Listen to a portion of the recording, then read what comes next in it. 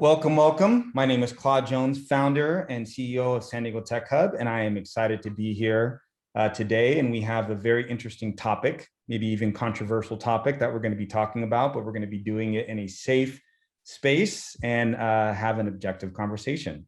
So before we get into the event for this evening, I want to just sort of recap a little bit about San Diego Tech Hub, who we are and what we stand for. And we have one of our sponsors here today that's going to be talking about some of the things that they're doing. So for those that are new to San Diego Tech Hub is a community first and foremost of professionals that's focusing on creating a network that's helping to drive positive change within the community.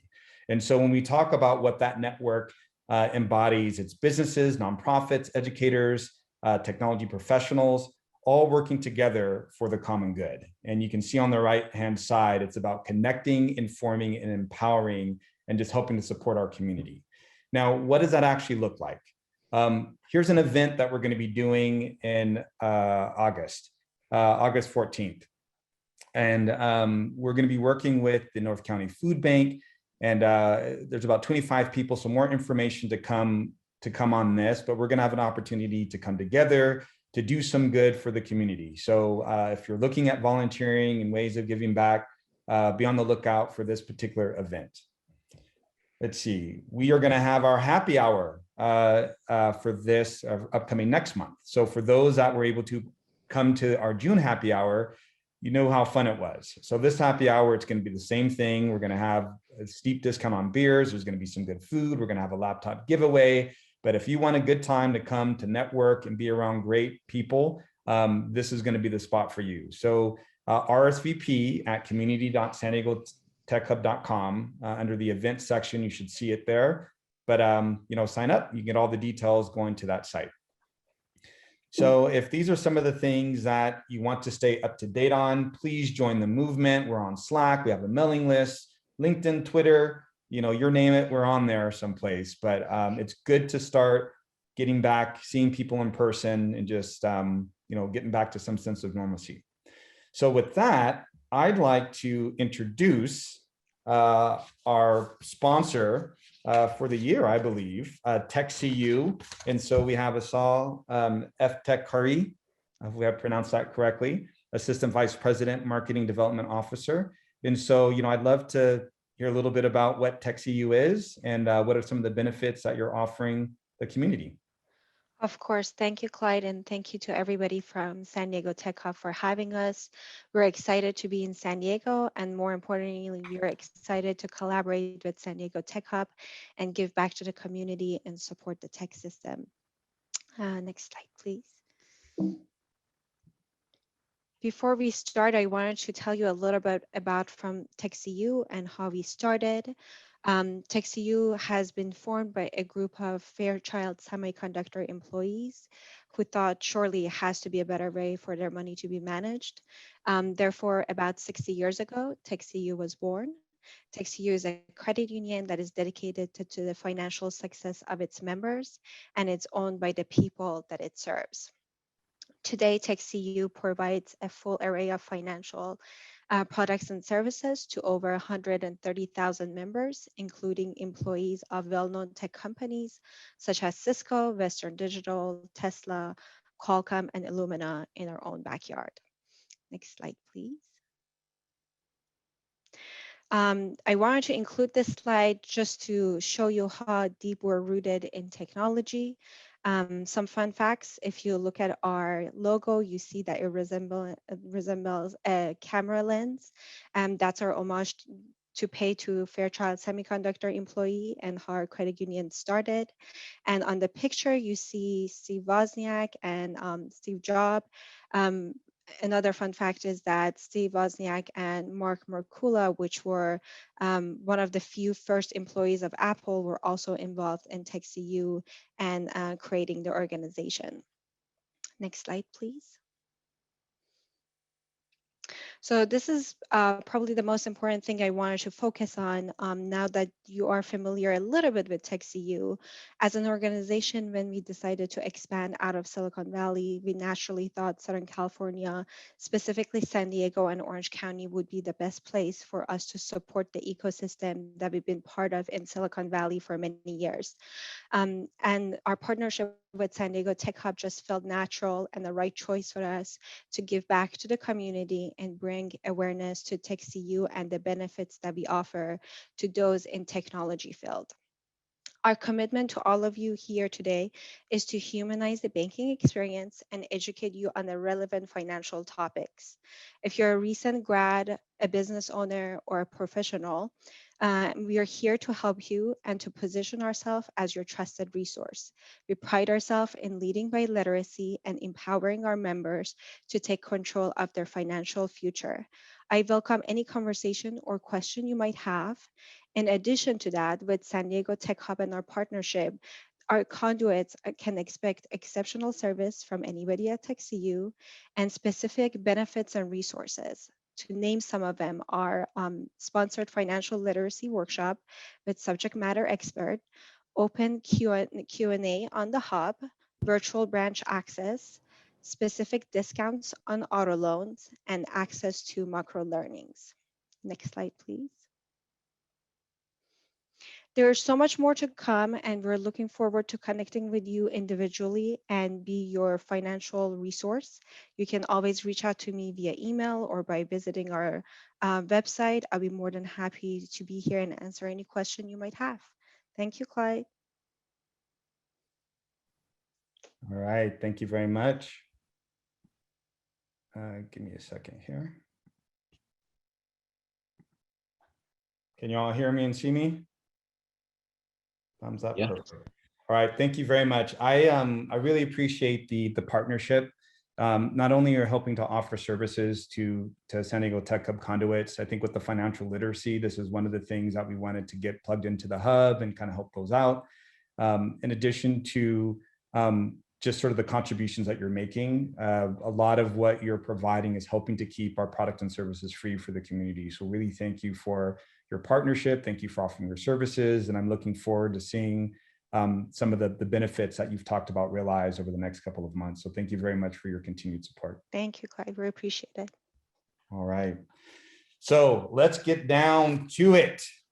So we are going to be discussing this nice topic about vaccine bias. My name is Claude Jones, and I am the founder and CEO of San Diego Tech Hub, and I will be your moderator for this evening. So before we get started, let me just kind of set up some context here.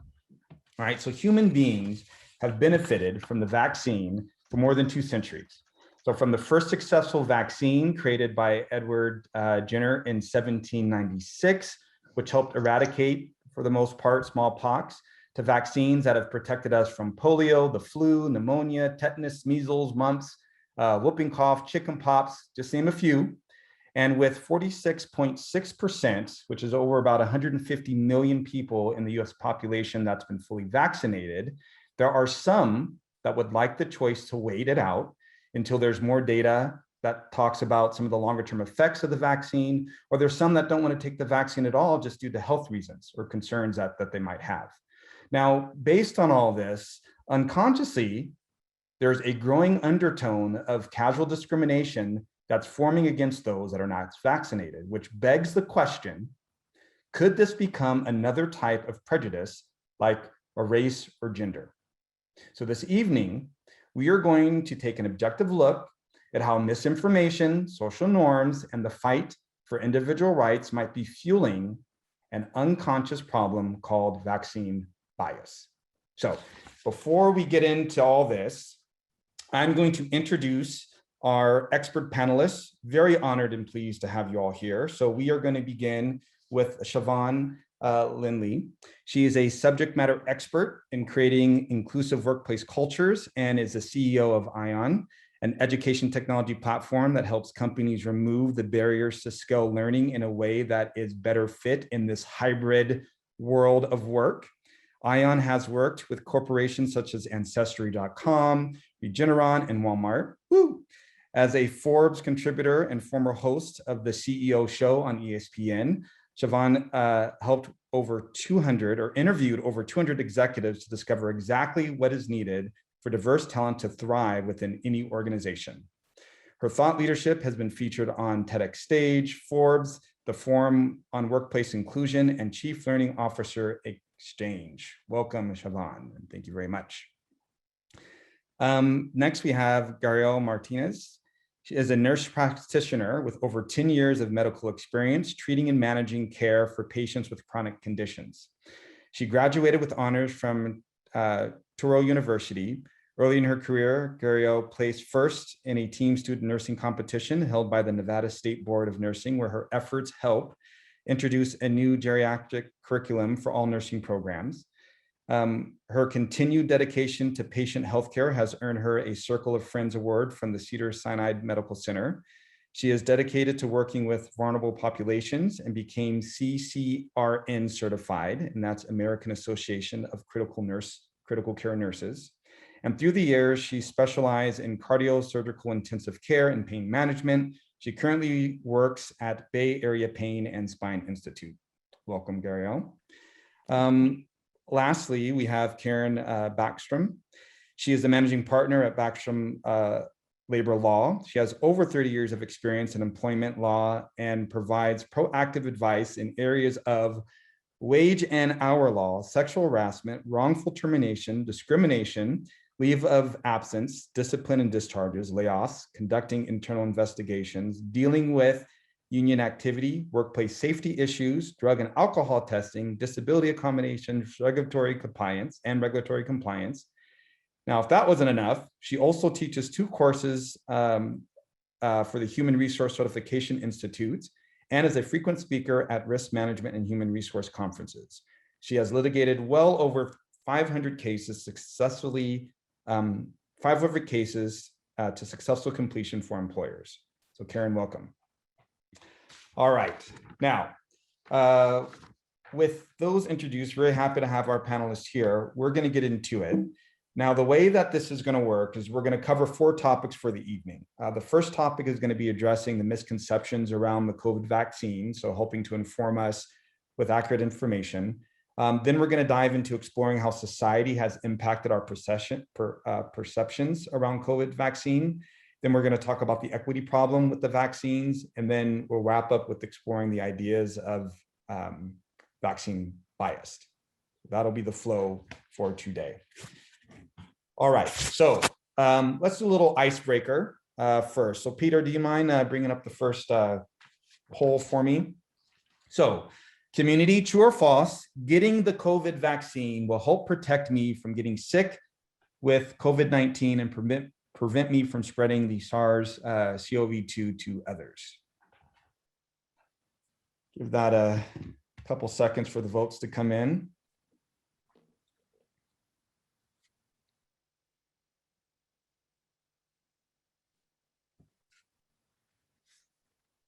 All right. Everything's anonymous, so no one will see. Let's give it about 10 more seconds.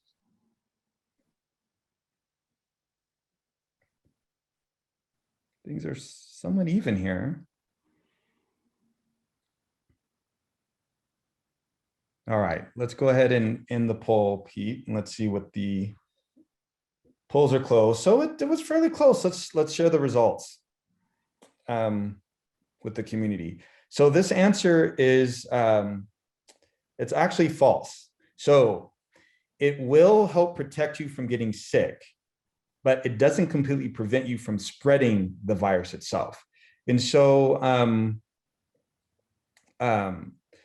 think about it as the SARS-CoV-2 is the virus that causes COVID-19 illness.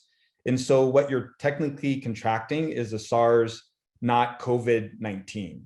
And so think of it similar to like contracting HIV, but you're not, you're not contracting AIDS. And so it's important to sort of make this delineation, because contracting the virus does not necessarily mean that you're going to get ill, as someone could be asymptomatic, in that case. So that was an interesting thing. That was something that was new to me as well. And I'm pretty sure Gariel can maybe shed some lights on that one if that question comes up. Let me see. I'm going to go to the next slide here. So this was some other information. I'm not going to read through everything on this slide, but one of the things that I found was interesting, I guess one thing to call out is currently no vaccinations, coronavirus vaccinations have fully been approved by the FDA. And so all 3 vaccinations have been given emergency use authorization. And pretty much that's just used as a mechanism to help facilitate the use of things that aren't approved to help address public health emergencies. So the COVID-19 pandemic kind of falls into that category.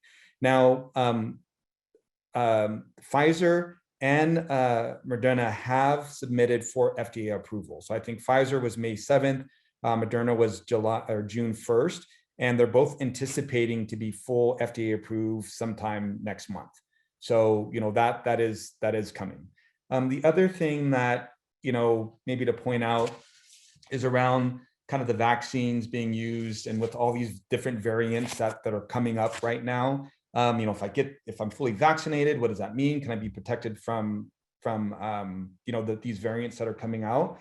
Again, there's kind of a gray area with this one as well, where being fully vaccinated, you will be protected against most of the variations. And if you actually get sick, you might have a mild case of sort of the issue that's going on. It's not going to be as dramatic as you might be without being vaccinated.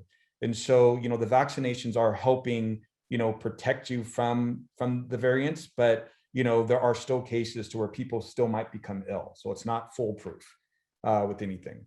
So again, Gariel, I'm pretty sure there are some things that you could probably address around this. And actually, I'm going to pick on you first, just because when we talk about misinformation and a lot of these things, I'm going to start with you.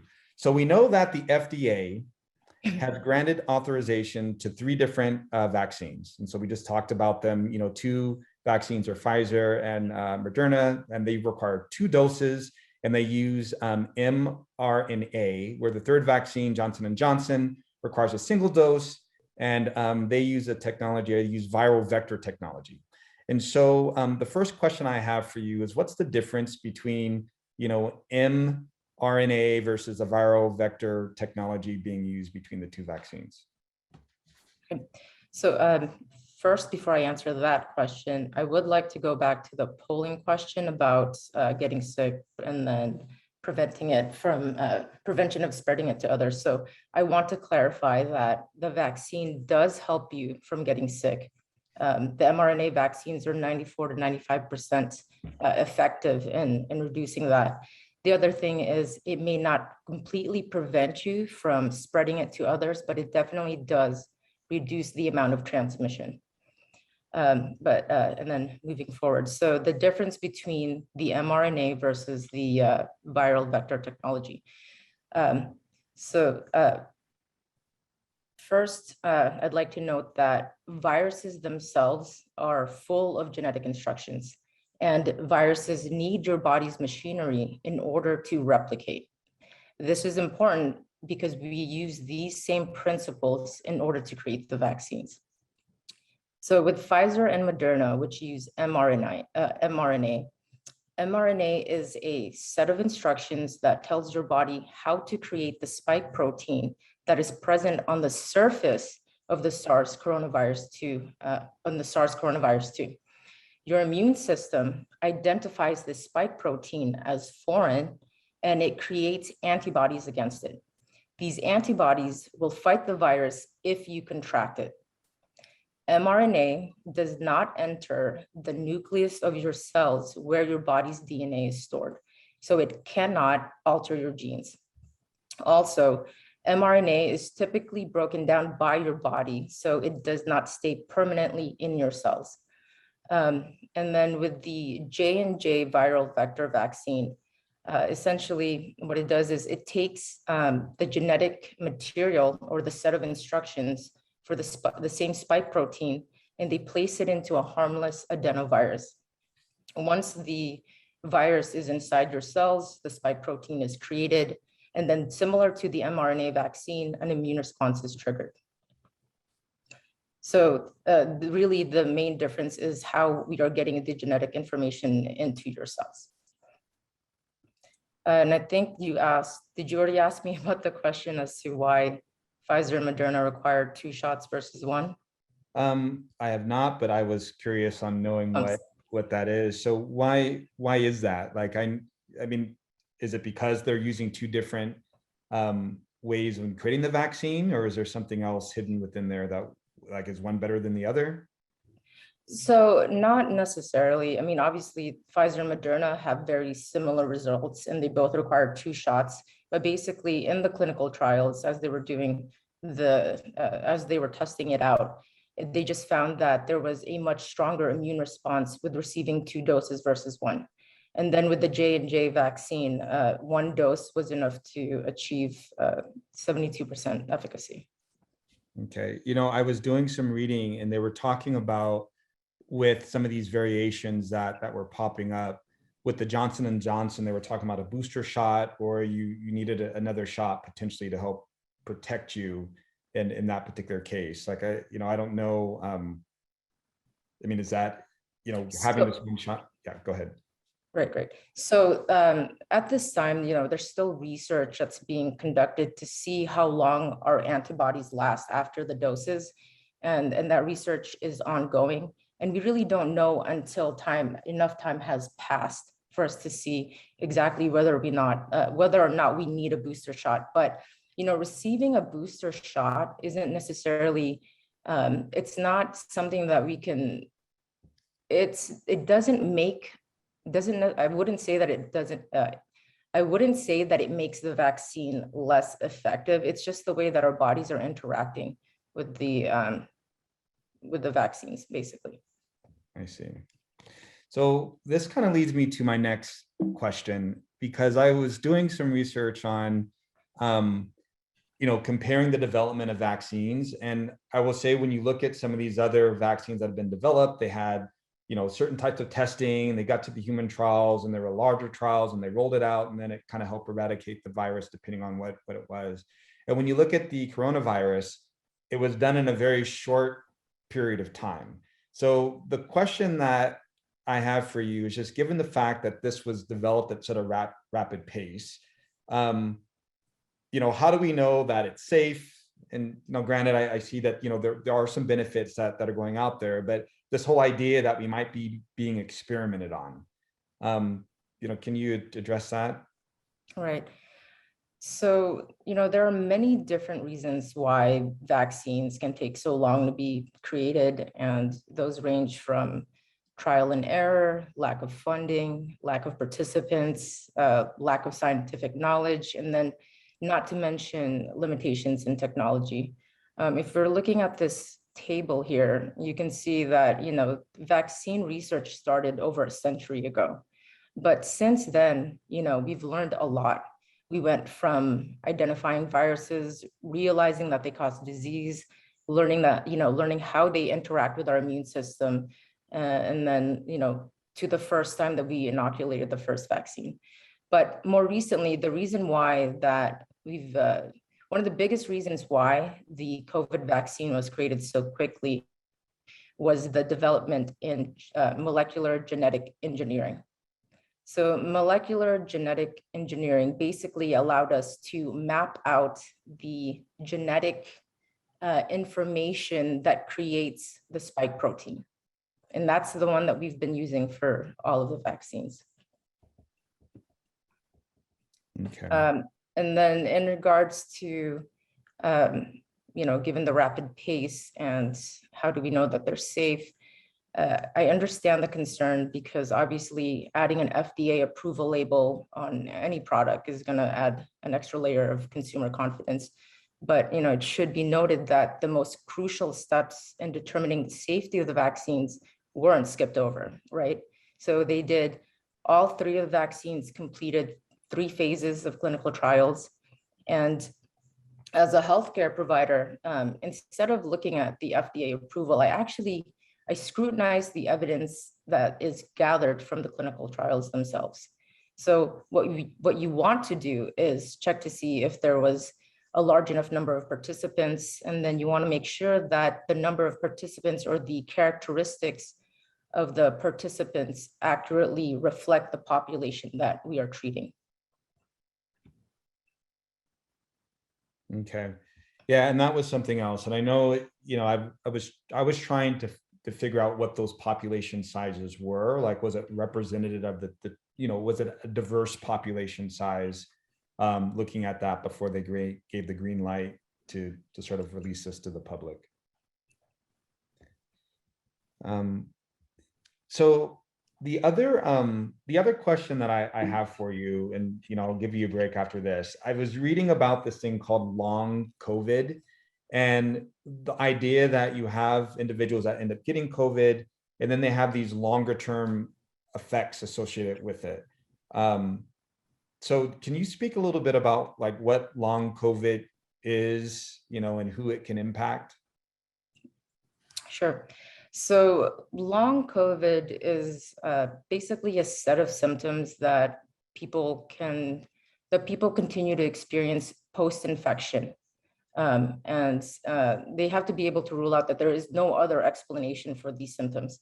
But these symptoms vary from, physical to neurological symptoms such as fatigue, irregular heart rhythms, memory problems, and sometimes even headaches. So far, it's currently not known who is at greatest risk for developing it.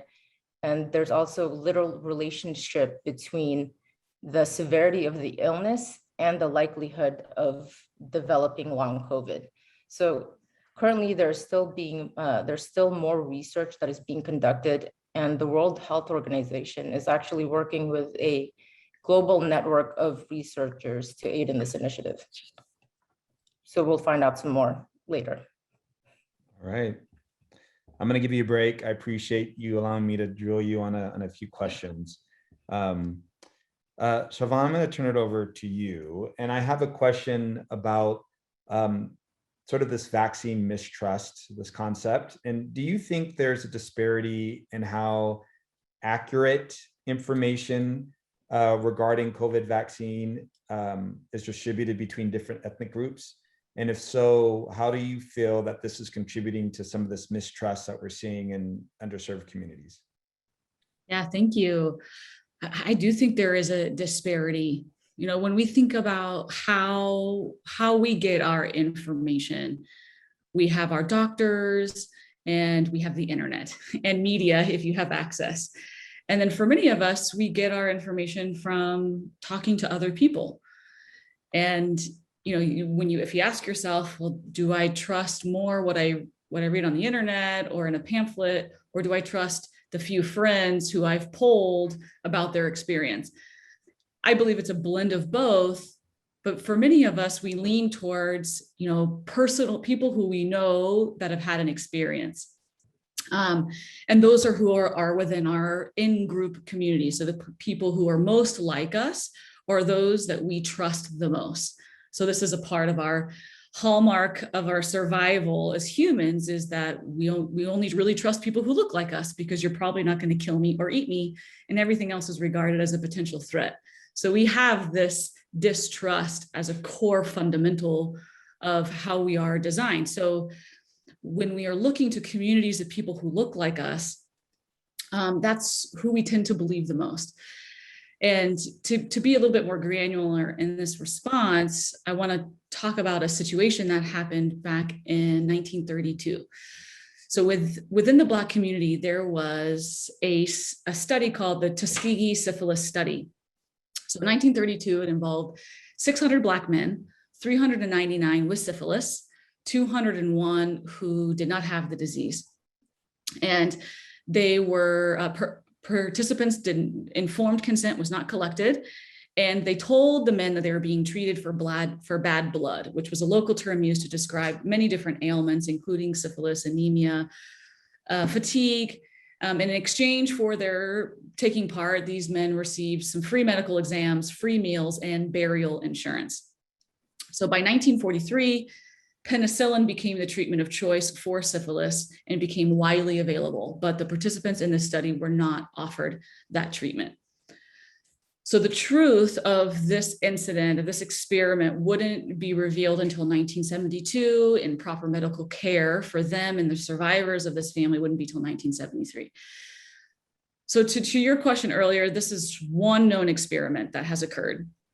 This one alone, along with many other issues in the Black community, going back to slavery and all of the other mistrust in this community, is builds and adds on to that. So there is distrust within this community because the roots are still felt today.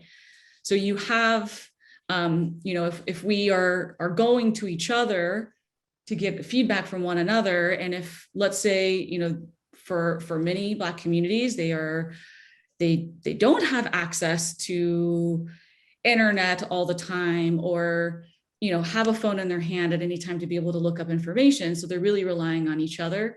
And so for all of those reasons, there is a disparity amongst how accurate information is. And a lot of times it has to do with accuracy as well as access. Yeah, I think that's such a valid point. When you talk about some of the mistrust that have happened for generations, that's passed down, and that's something that sticks with you. And I know there is a lack of trust in a lot of medical institutions in some of these underprivileged communities. I mean, they don't have the proper, equipment, let alone, that care. And even when you think about, a person's environment, if they wanted to get help, if they're on the front line, having these jobs that don't have health insurance, or they're not able to get to the hospital at all, or like you said, access to the information, if they don't have an internet or a phone to be educated about what's going on and help spread the truth. And if no one's going to those communities to help them, yeah, you could see how this could be a cyclical thing to where it's like, I don't want to take the vaccine because of I'm going to die, or they're experimenting on me. So I can completely see it from that perspective. Yeah, and I think that's going to be a big thing. Like, how do you help rebuild that trust, when you have centuries of this sort of occurring? All right, thank you for that one. We're going to move on to topic number 2. So Pete, can you bring up the second poll, please? So, true or false, community? Cougar is giving 5 lucky winners $1 million to 5 lucky winners $1 million, and 50 lucky winners free groceries for a year to anyone who gets a vaccine at Kroger Family Company or Kroger Family Company employees who are vaccinated. Get vaccinated, work for the company, you're part of the community, get $1 million, get free groceries for a year. All you need to do is get vaccinated. All right, you see results slowly coming in. Let's give it another 10 seconds or so. It's a coin toss. It's fairly, it's split. All right, let's end the poll. So the answer is true. This is actually true. That is actually happening. And the interesting thing, there's an actual website, because I saw this article pop up. I'm like, no way. So it is true. There's an actual website that you can go to. The link's down here, and it pretty much outlines all the perks, vaccine perks that you can get for each state. So if you're vaccinated, you can reap the benefits of free food, booze, sports game discounts, and a whole bunch of other stuff.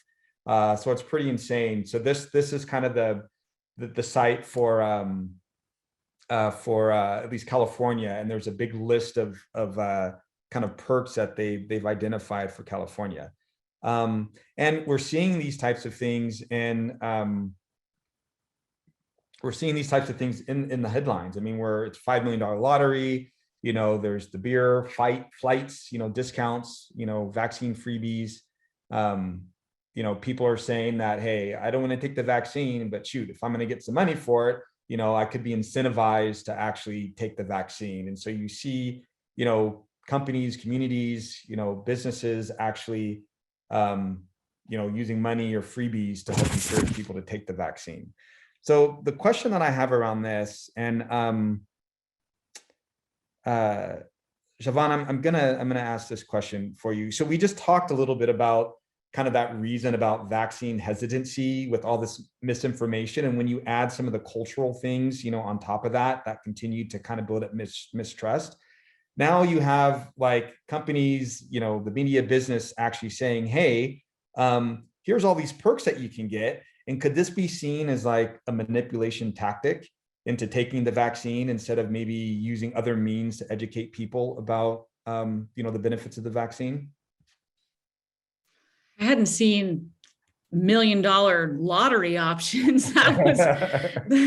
That's intense. The perk I have seen the most is more around, giving 2 hours of paid time off per shot. So that way people can have the time off to go get it, or a financial stipend of something like $100 or so. And then there's the proof side of this. One person I know, they had to just check a box to say that they got the vaccine, and $250 was automatically added to their paycheck. Did this person get the vaccine or not? I'm not sure. Is the company just trying to protect themselves? That's what this employee thought, right? They were like, my company just wants to cover themselves, and I'm just, doesn't matter if I do or not, they're just trying to protect it. So the manipulation tactic, right? I want to assume positive intent of these organizations, that that's not why they're choosing to do this. But when you look at the reasons why people are getting it, are they doing it for a financial reason or not? Are they really looking at that? So I think that if proof of vaccination was needed, then it might cross over the manipulation line, like you suggest. So if you, so to your point, educating employees is always going to be the more productive and inclusive decision, as long as this discussion around pros and cons and the concerns that are on people's mind, and providing a safe environment for them to have that without there being labels and judging people for one decision over another. For me and my organization, my company, we're doing a lot of education around how to build a healthy immune system naturally. At my company, Ion, we're actually exploring right now, looking at how to deliver organic food to our employees who are working from home, since we believe that food is medicine, and we want them to have access to food, and that will help them heal and just put them in a better space. So that's it's always interesting. I live by the racetrack, and I see it going to the racetrack, and there's huge lines, but then there's the funnel cakes and the kettle corn at the entrance. And it's just, it hurts me. It hurts me, the connection between those two things, because I want these people to have a high immune system, and it requires both. You have to do both. So anyway, it is a blurry line, and I'm going to choose to give companies the benefit of the doubt. But I would also love for them, on top of this, to provide a lot of other resources to support employees for whatever their decisions may be. Yeah, And there on that, Claude?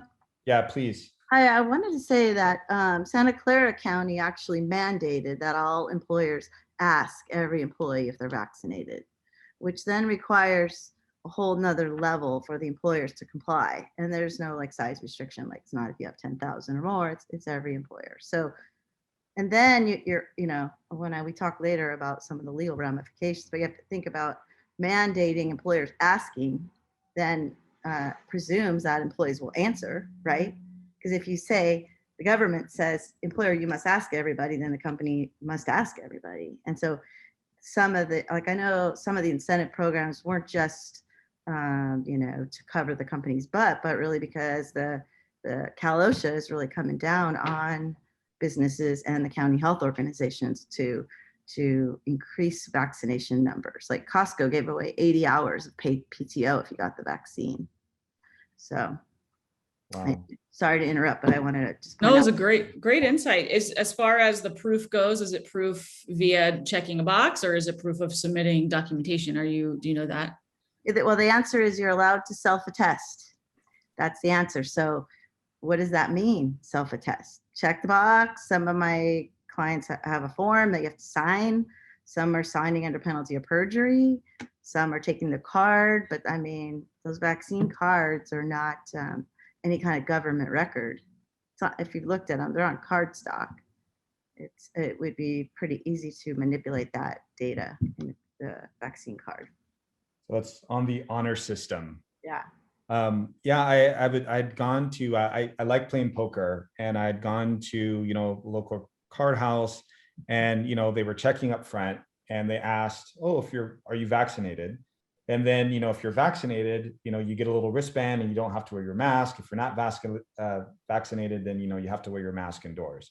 And so I was thinking to myself, how many people are going to honestly answer that? If given the choice, does it matter if they're embarrassed about being shunned or looked at funny? I mean, who determines whether or not, their answer is legit?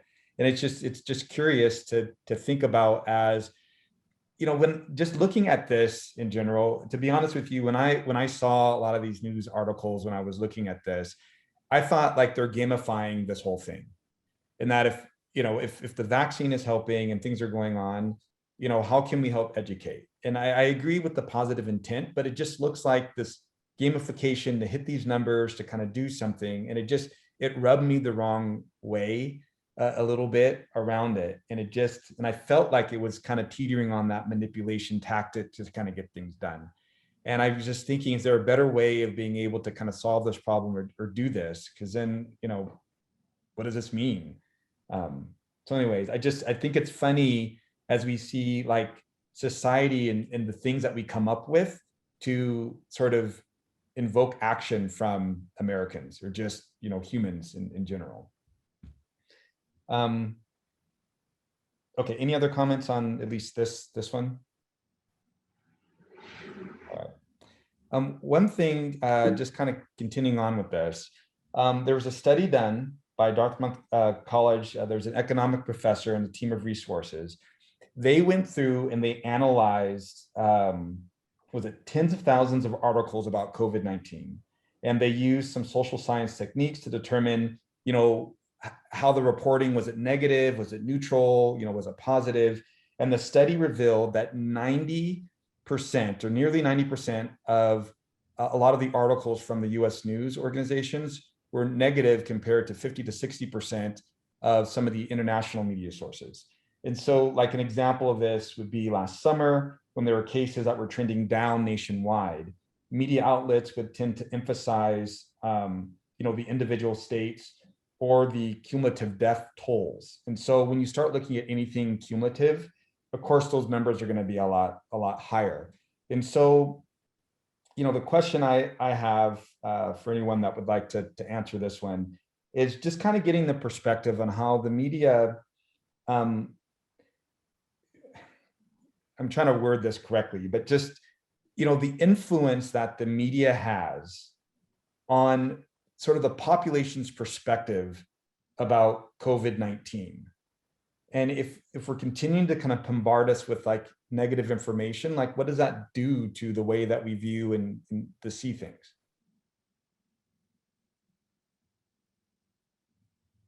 Any thoughts from anyone on that?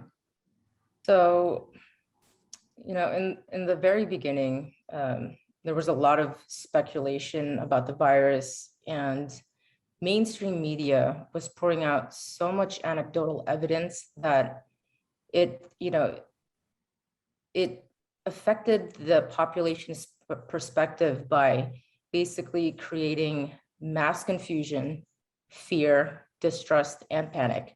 There was this, after watching TV, even for just like a couple of days, I felt this sentiment that if you leave your house, you will be infected, right? You will get sick and you will probably die because there's no treatment. There weren't any ventilators. And then all you're looking at are these videos of empty grocery store shelves, the death count, the body bags in New York. And then you get pictures of bleach and all of these remedies that, have no factual basis. So misinformation was being vomited all over news outlets and social media. So It certainly did, influence the general public's perspective. It caused more fear and panic to an already very seriously scary situation.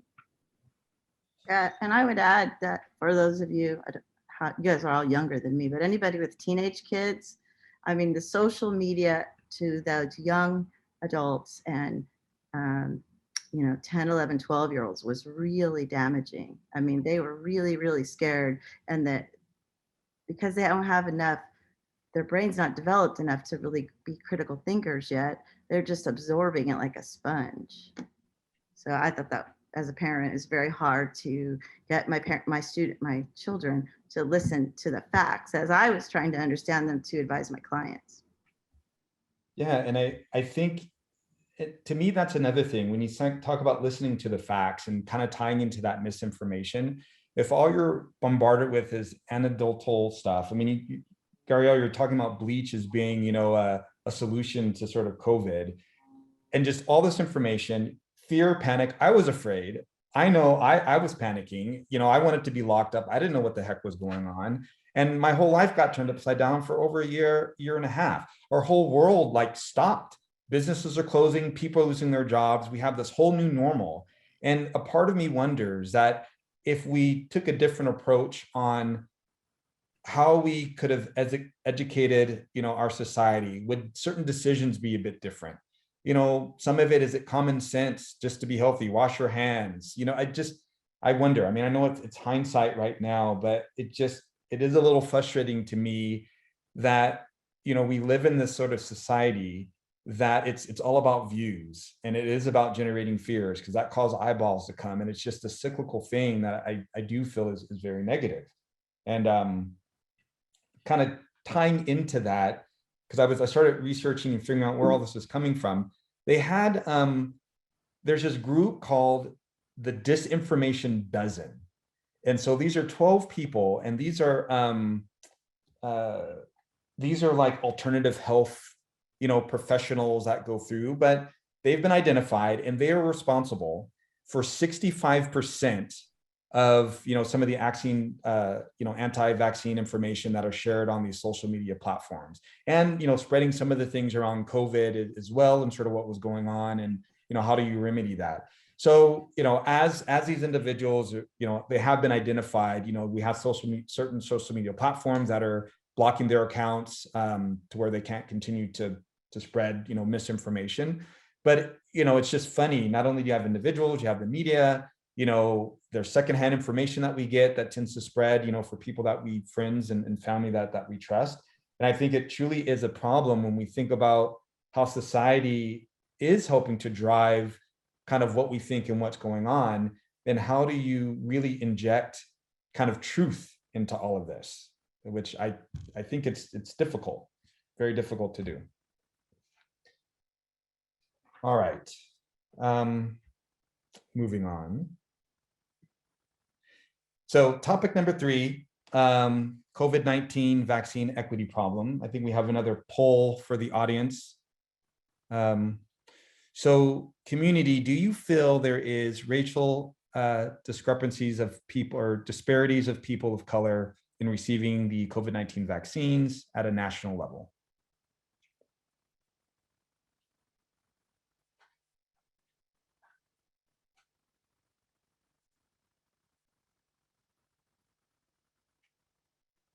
We have votes slowly coming in. Let's give it about 10 more seconds here.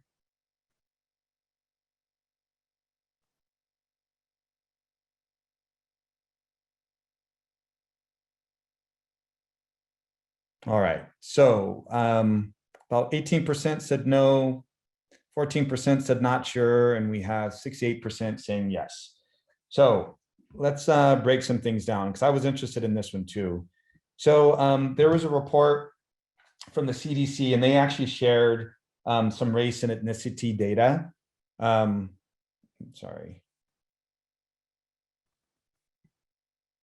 race and ethnicity data of 57% of people who had received at least one dose of the vaccine. So out of this 57%, the breakdown is that 2/3 were white. So 61% were white, 9% were Black, 15 were Hispanic, 6 were Asian, 1% were American Indian or Alaska Native, less than 1% were Native Hawaiian or other Pacific Islander, and then 8% were reported multiple or other race. So you could see that there is a disparity with those that have been receiving the vaccine. Now, the same report did note that, you know, over the last 14 days or so, they are starting to see some of these gaps close. And so the majority of the vaccines, you know, over the last 14 days between Hispanic, Asian, and Black populations, 29% were administered to Hispanics, 7% for Asian people, and then 12% for Blacks. Now, the concern is that while there is a positive to where we're starting to see disparity close, it's just not closing fast enough. And that's the concern. And I think it kind of goes back to, you know, are people getting the right information? Why aren't people taking it? Like, there's an underlying problem. And if there are people that are looking to get the vaccine, but you're dealing with folks in these underrepresented areas that can't have it, it just puts us sort of at a greater risk of sort of resolving sort of the larger problem of not only them getting COVID-19, but then as we start looking at trying to help eradicate or control this, it makes it that much more difficult. So when we think about some of the factors related to the disparity and how best do we address it, you know, Savan, you sort of mentioned a few things that we had listed, and I have another slide that, you know, we can probably take a look at. But the other interesting thing that I thought was interesting is that there was this article from Bloomberg that was talking about research that was being done that some states have a bunch of vaccines that they're not using for whatever reason. And it's just curious to me that if there is a surplus that exists, like, what makes it, why can't we redistribute that, you know, to other areas to help fill this gap or to get it in the hands of people that need it? And it was just sort of a question. And so when I started looking at that, like how that distribution might work, you know, these are some things that that I found when you start looking at, you know, where does leadership kind of play a role at the federal state level? The communication and trust are things that we talked about, you know, the logistics and supply. So I guess if you have certain states that have it or where that is being stored, you know, how do you get it to other locations that might be in need of it? And then we see about the disparities that might exist. You know, there's some people to where their hospitals, their environment just aren't conducive to allowing them to get the treatment that they need. But I'd be curious if any of the speakers have, or panelists have any thoughts around just the distribution, you know, the disparity gap, and any thoughts on that?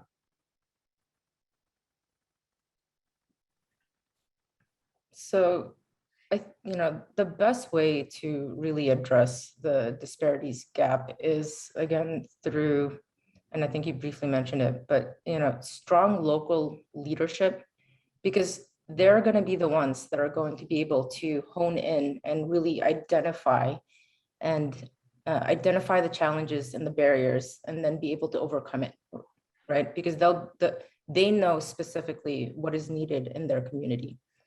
And then as far as challenges to redistributing the vaccine, other than the logistics of, you know, transporting them, it's going to be who is going to be responsible in figuring out, you know, we have this much number in this area, and then where does another, you know, where can we put this so that it's given to a facility that is in need.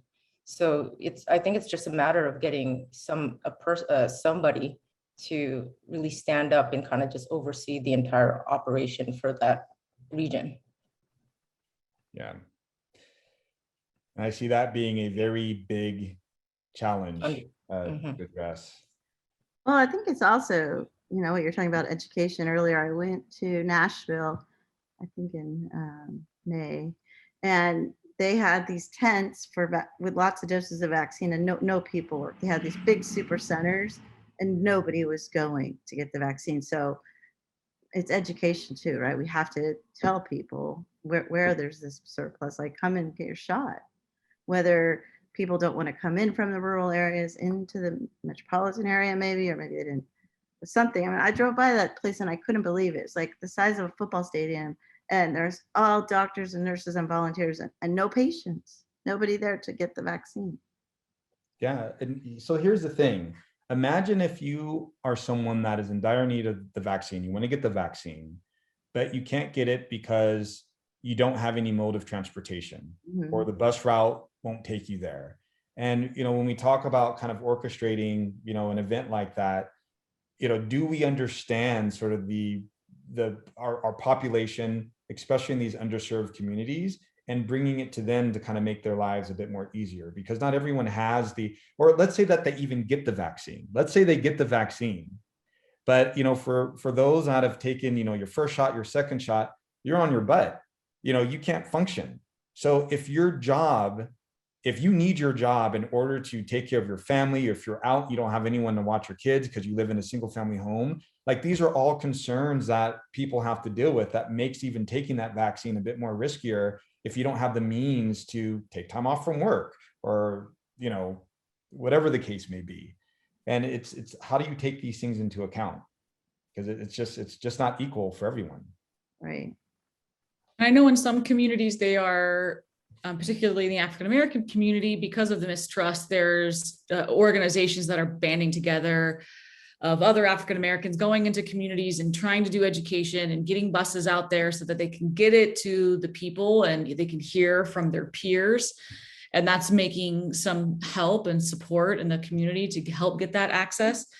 But it doesn't solve the answer that you're, the concern that you were just talking about the after effects. And what can happen after that. So there's definitely been some work. I know they've been trying to put super centers in more the minority areas, but then when they open the doors, it's predominantly white people that are showing up to get this in these areas because maybe it was easier to get in. So there still were lower numbers even with those efforts. So there is a lot of things at play here that are making the numbers what they are. Yeah, it's complicated. It truly is a very complicated thing. And I think it's a combination, like you said, of getting the right support, the right leadership. When we think about, the after effects of things, I mean, to me, that's the big one, especially for these underrepresented communities, that they might not have the luxuries that some of us may have. Okay, I'm going to move on to the last and final topic, exploring the idea of vaccine bias. So Pete, I think we have a poll for the community, if you don't mind bringing that up for me. So true or false, as part of an effort to control the spread of COVID-19, state law can allow companies to mandate their employees to get vaccinated regardless of religious, medical, or disability-related issue.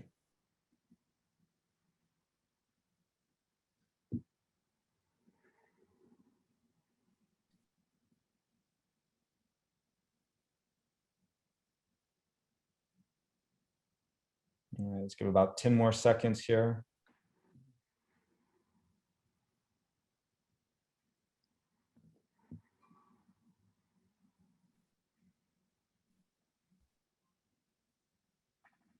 All right, so the answer for this is as part of the control. So it's false. So there are exceptions to this. So if there is a valid reason, whether it's religious, medical, or disability related, companies cannot force that. And we'll have Karen talk a little bit about this when she talks. I have a bunch of questions for you, Karen, just around employment law and how some of this stuff works. So again, doing some research from there was a survey that was conducted by the Society of Human Resource Management. And one of the things that they said is that for employed Americans, 28% of them said that they wouldn't get the COVID vaccine even if it cost them their job. So they were saying, forget it. I'm not going to take the vaccine. I'll lose my job over it. Now, interesting enough, some that were employed that did not plan on getting the vaccine, they said that they could be persuaded to do so if their organization had certain consequences for unvaccinated workers. So now if their job was saying, hey, you can't be promoted, or, we're gonna isolate you where you can't, interact with customers or your colleagues, or, you had limited access to the physical work location, or if they had all this additional testing.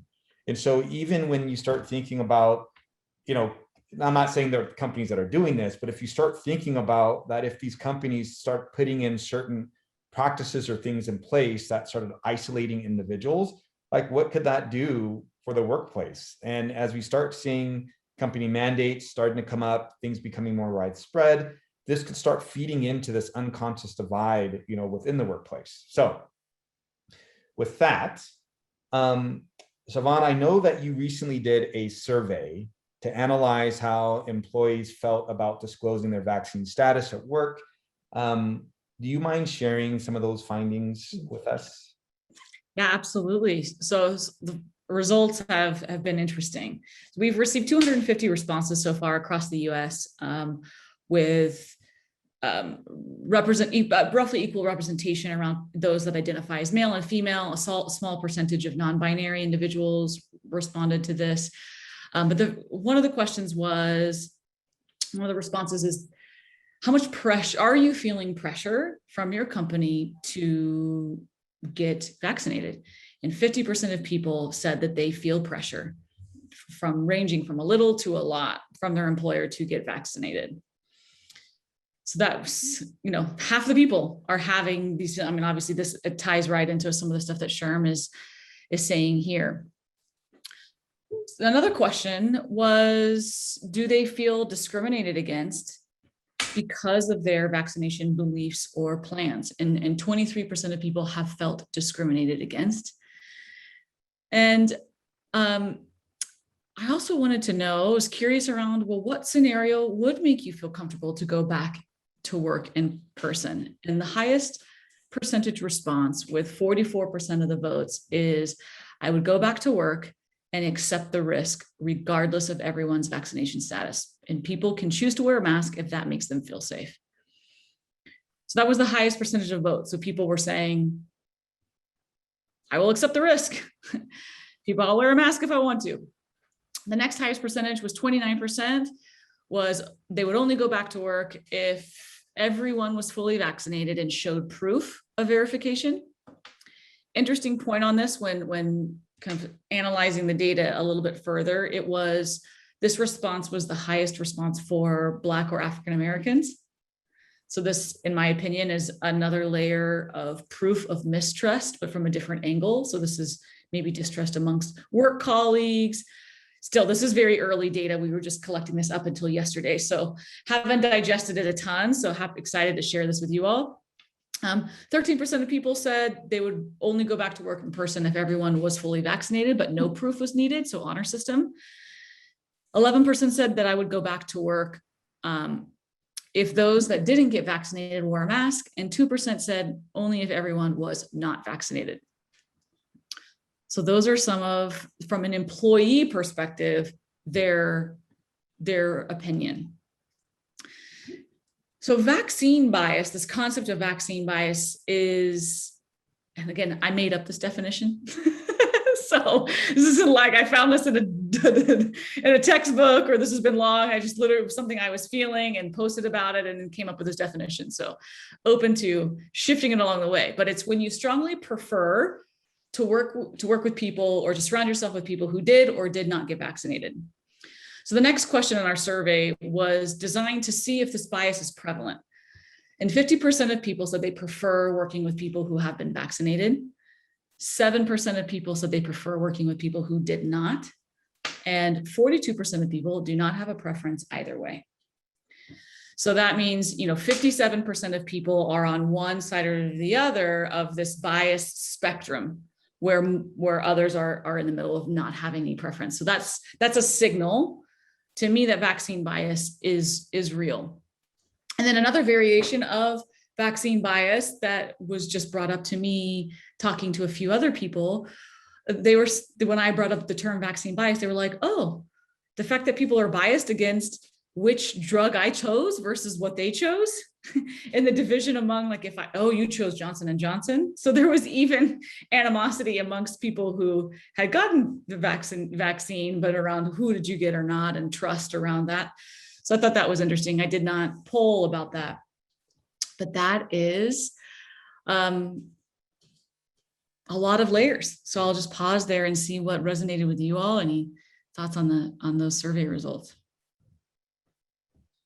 Yeah, I definitely think, in the spirit of time, is that something that will eventually be packaged up and shared? Is that something? Yes. Yeah, for sure. Yeah, I think it'd be great if we could package that up for the community and send that out. But I do think it is interesting when you look at it, just sort of when we think about that definition of vaccine bias, what people's preferences are. I do think that is very interesting.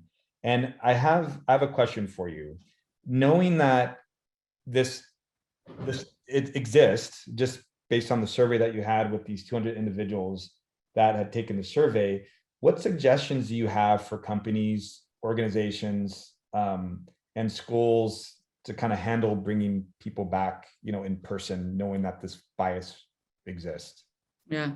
I mean, I think Karen's going to have some really insights here as well, but from a diversity and inclusion and just working with companies from my side of things and culture change and things of that, majority of people seem to be willing to accept the risk. I was really surprised by the amount of people that said that, but when we think about it, we accept so many other risks in our life. I just signed up my youngest kid for preschool, and I had to sign that I was aware of the risks of the fact that her school is sprayed with pesticides and that there are toxins in those pesticides. And I'm signing that I'm not going to be liable for that. When I used to drive my car into my office and I would drive into the building and there would be a sign up. I think it was Prop 65. This area is known to cause cancer and birth defects. And that's a risk that I am accepting. So I was thinking about companies could follow this lead and have something similar, allowing people to say, I'm willing to accept this risk. Education, we've talked about that, around how important education is. I would also really encourage people to not use labels, anti-vax, pro-vax, those things, all they do is cause divisive conversations and it puts people in a box. And there are so many shades of grays. And so really seek to understand other people and get to know their perspectives. The other part I really urge organizations is to look at the past. I was recently reading the book, The Psychology of Pandemics. This is a fascinating book by Steven Tyler, who's a PhD and a professor and clinical psychologist. And he wrote a book right before COVID because he's looking at the history of pandemics in the past and that we were due for one, and what can we learn?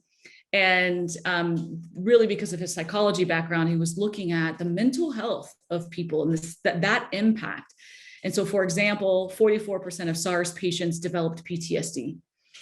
In 2009, during the swine flu pandemic, 83% of college students said that they had some level of anxiety. And so companies, if they can focus on mental health, if they can, telehealth resources, if they can educate employees, provide these safe environments, maybe ways that they can, increase their immune system other than donuts, maybe might be helpful. So those are some things that, I would suggest companies consider the impacts even broader than that, based upon how people seem to be feeling and learning from the past. Yes, I like that. I'm gonna have to pick up that book. You said it was Steven Tyler? Yeah, The Psychology of Pandemics. It's fascinating. Cool. I'm going to shift to Karen a little bit because we haven't heard from her, and I want to get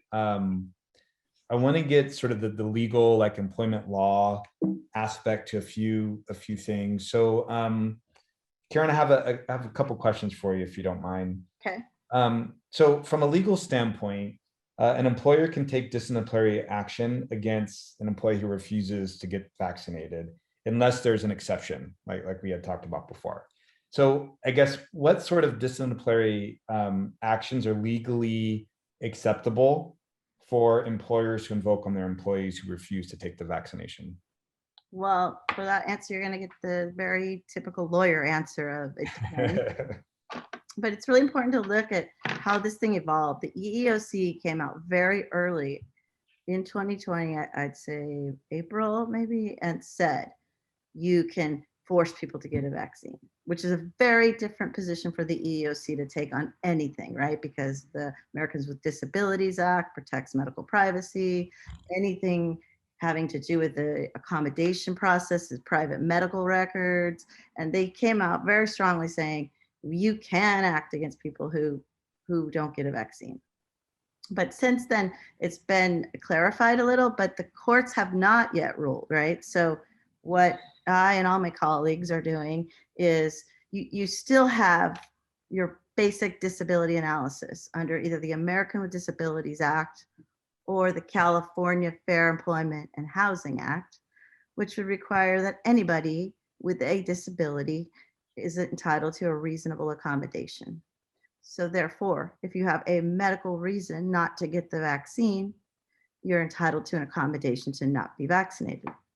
The problem is, right, in California, you have a statutory right to privacy. And also our civil code says you don't have to tell your employer your diagnosis. So say you're pregnant, you weren't going to tell your job yet, but let's just say hypothetically this vaccine was harmful to pregnant women in their first trimester. So now you're stuck either telling your employer you're pregnant, which is private, or getting the vaccine, which could harm your baby, potentially. So see, it literally turned this whole area of law kind of on its head, because you really can't enforce those privacy rights if you're going to come and say, I don't want the vaccine because. And it's really the same analysis with a religious exception too. There is some case law guiding that analysis where it really has to be a known religion. So if you're a person who says, I have a religious belief not to get the vaccine simply because I think it's a quacksine, simply because I don't think coronavirus is real, there's people out there like this, right? Then they're not going to be excused from getting the vaccine. It has to be part of a recognized religion. So, but the amount of discipline, I mean, ultimately you could terminate them, right? If they don't fall into one of those categories, they have a medical condition that precludes them, or they have a firmly held religious belief from a sort of documented organized religion, then you could terminate them. There's a case right now in Texas that has yet to be decided where a bunch of hospital employees sued the hospital saying we don't want to have to be vaccinated. And the court basically dismissed all of the arguments that they don't have a right to say that. But we'll see what the Court of Appeal does with that. Interesting. So I guess the next question I have for you is, with sort of these accommodations that could be made for people that have valid, exceptions, could this blur the line between people feeling discriminated against or it could cause issues with employees that might want the same rights? Like, look, this person, you've made an accommodation for this person to work from home or to do XYZ. I might not fall into that, that bucket to where I have an exception, but why are you forcing me to take it? Why can't I just follow those same accommodations if I want to? Well, exactly. And especially if it's work from home, and especially if you've been working from home for 18 months successfully, but now I want everybody back. And there are companies, some of the larger companies, big employers are saying, look, I want everybody here. I want butts in the chair Friday afternoon at 4. And all these employees, part of probably our audience, are like, no, like what? I got all my work done at home. It's the summer. I have kids who need daycare. And now all of a sudden I have to come to work and sit there for 40 hours and commute for 2 hours a day for the same pay. And I'm going to get less done, frankly, So it's very interesting because I think none of my clients are like mandating a return date until September, but we've been wrestling with this issue for months. And then of course the law keeps changing and the CDC changes their recommendations as well. So it's a complicated issue. It's definitely going to create disparity issues though, right? If you have 4 kids at home, you can't, and someone else has no kids, so they have to go to work and you stay home, it's not going to work out well. The person has to do all of the in-person tasks simply because they don't have this accommodation of working at home. Right. Yep, I can see that happening. last question I have for you is how would you address disagreements in the workplace about the vaccine, like employee to employee or employer to employee? Like, what are some ways of navigating around that? Well, one of the things that we've tried to do with my clients, a lot of them have done these anonymous surveys, like, how do you feel about coming back? When would be a good day to come back? Are you vaccinated? If you're not vaccinated, why not?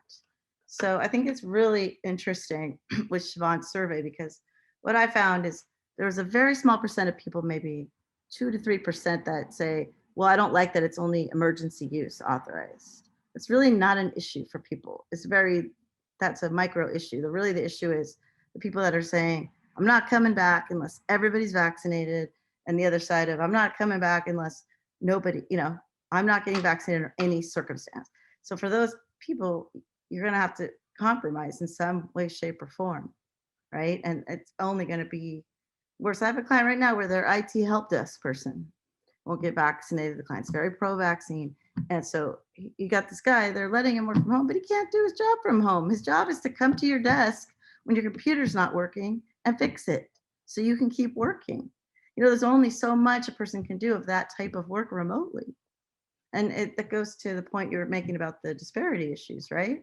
The people that are in the jobs, pushing a broom, waiting tables, whatever kind of work that there is no at-home version, are going to continue to be disproportionately impacted as we move to some sort of hybrid work structure as well. Yeah, I agree. You sort of, I have one more question for you as you were talking. How do you deal with this implicit bias? Like, so if I'm in work and I'm wearing a mask, like, does that mean that I'm not vaccinated? I could be vaccinated, or I could not be. So like, how do you deal with these type of implicit biases? And, has that come up in any of the work that you've been doing with companies? It hasn't come up yet, but I have one of my HR directors, they have about 350 employees, and she's vaccinated, but she just feels more comfortable to wear the mask all day. But everybody presumes. So everybody comes up to her all day long. Hey, why aren't you vaccinated? Hey, what's wrong with you? And so that's the HR director. So you can only imagine if it's just two colleagues side by side working in a warehouse or some other type of environment. So, and then the other issue that we're having, everybody knows, it's hard to get enough people working right now, right? People aren't working in these lower level jobs, whether it's the unemployment kicker or it's just hard to get enough people to be waiters, to be janitors, these kinds of things. And so one of my clients puts temp employees in warehouses for Trader Joe's, and there's several agencies. So this call I got this morning was, hey, the other agencies aren't requiring a mask if you're vaccinated. So if I require a mask to my guys, then they're just going to go work for them because they don't want to wear the mask to work.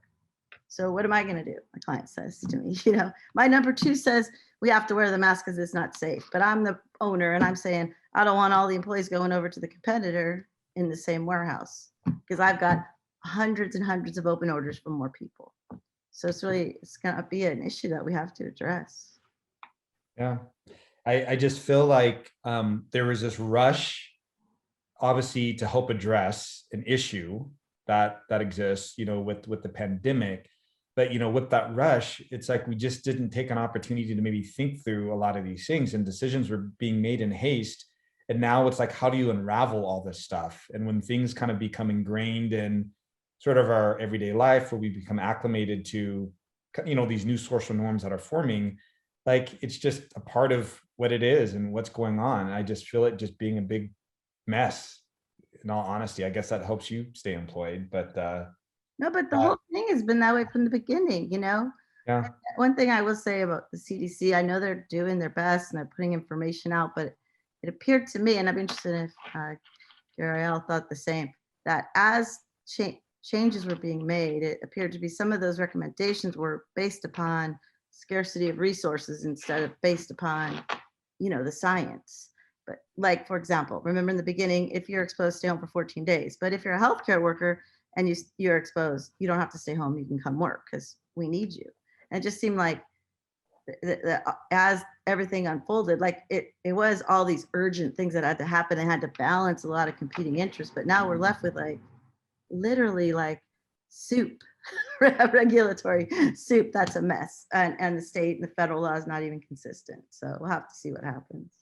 Yeah, there's a question from the community, and I don't know if I think it's more of an opinion on what you all think, but the question is how can we do a better job as a country in distilling messaging from the multitude of authorities who have been entrusted to guide us in these situations? So just kind of looking at CDC, FDA, state governors, et cetera. In John's opinion, the lack of overall consistency from one governing body to the next has just been, it's been different, from left to right. For the averaging American, it's just putting us in a very difficult situation. And I think it just talks about kind of that misinformation, not having that single source of truth to kind of get information from. But I don't know if any of you have thoughts. I guess, how can we, let's see, how can we do a better job as a country in distilling messaging from a multitude of authorities that have been entrusted to guide us? So this goes back to the case that I was trying to make about the misinformation. Unfortunately, earlier on in the pandemic, we didn't have one organization stepping up and saying, hey, you know what, actually, this is what it should be. Later on, when they created the COVID-19 task force, we did see some of that, right? And I think this pandemic brings to light that issue, is that in the future, what we're going to need is some kind of system in place where we appoint somebody as the head of the, or somebody that's in charge of basically communicating all of the information that's necessary. So yeah, earlier on, there was a lot of different changes in the recommendations, but it was mainly towards the masks, and then maybe for the how long you would need to quarantine for. But the reason why that guidance changed is because, we can't have healthcare providers staying at home, right? People were getting hospitalized at an astronomical rate. So there's really no way for us to tell them to stay home. And then as far as the mask situation goes, there was a shortage. And at that point, we needed to allocate all of those masks towards the people that were at the front lines. And so that's why that changed. But after that, most of the guidance from the CDC has been very consistent. So the recommendation to stay 6 feet away from each other is based off of the fact that, if you cough, right, the virus is encapsulated in this liquid, it's transferred by droplet, and droplets can sometimes travel as far as up to 3 feet. So the CDC said, okay, well, let's double that. Let's make it 6 feet. So now you have to stay 6 feet away from people. So it was just some things that were inconsistent, but for the most part, it was consistent. And moving forward, earlier on, we do need to identify an organization that's going to be able to help give out concise information, and then, actually give accurate evidence-based information. Awesome. Thank you so much for filling that. All right, we have 2 minutes left. And I just wanted to share this just briefly. I was looking at, when we talk about sort of social impact, and again, kind of tying into this concept of, bias, like with dating apps, they're letting people answer the question whether or not, vaccinated daters. So you're starting to see kind of a separation there, with Facebook. You have badges of, hey, I got vaccinated, do your part.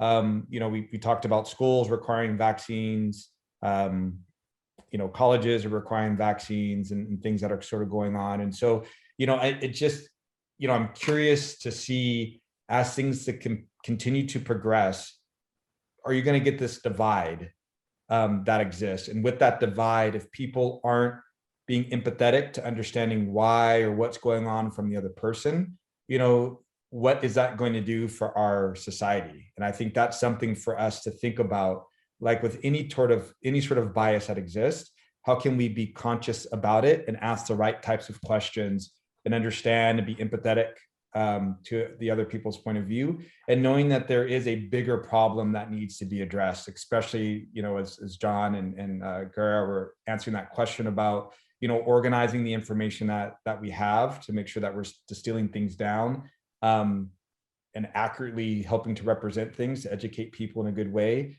And then how do we also address the disparity that we see in some of the underprivileged, communities? Like, how do we solve that problem? So with that, thank you very much. Thank you very much for joining. There is a survey that gets sent out with meetup.com. Love to get your feedback on how this was. I want to thank the panelists very much for your insights and information.